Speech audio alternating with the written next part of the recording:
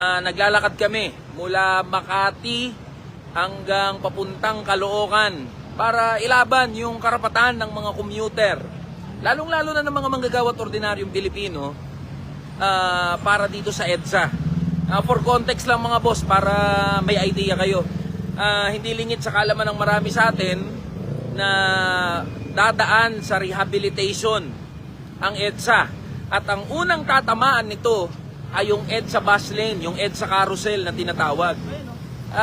Kaya ayan yan yung EDSA carousel yan, dito banda. At kapag tinamaan yan, sino ang pinaka-apektado? Di siyempre, tayong mga manggagawa at mga commuter. So kaya kami naglalakad mula Makati papuntang Caloocan para naman ipaglaban yung karapatan natin ng mga commuter.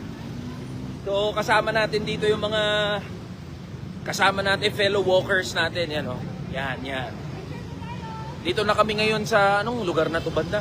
Andito na kami sa may Shaw Boulevard. Dito lang kami sa may Shaw Boulevard mga boss. Picture daw muna, yan. So dito na kami sa may Shaw Boulevard.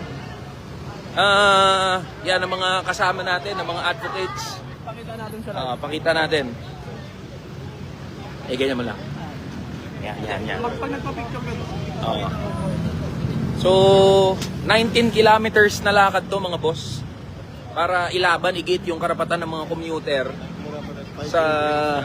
So, alas 5. Mula alas 5 pa kami naglalakad mga boss. Kasama natin si DOTR Secretary Vince Dizon. Yan. Ito yung mga natin, yan ang dami namin naglalakad dito mga boss.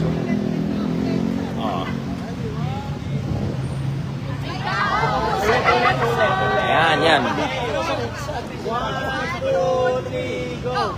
May tao po sa EDSA! Yan.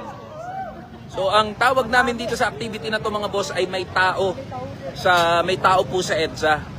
Kasi ginigiit natin mga boss yung karapatan ng mga commuter, lalo-lalo na nating mga manggagawa at ordinaryong Pilipino doon sa EDSA. Pag tinamaan ang EDSA carousel, ang bus lane ng EDSA rehabilitation, tiyak na apektado tayong mga commuter, tiyak na apektado tayong mga manggagawa at ordinaryong Pilipino. Ang problema, hindi nakikinig ang DPWH. Hindi nakikinig yung mga ahensya ng gobyerno na isama doon sa diskusyon bago i-rehabilitate ang EDSA. Isama sa diskusyon yung mga manggagawa at ordinaryong Pilipino na pinakamarami na gumagamit dito sa EDSA. Ang problema,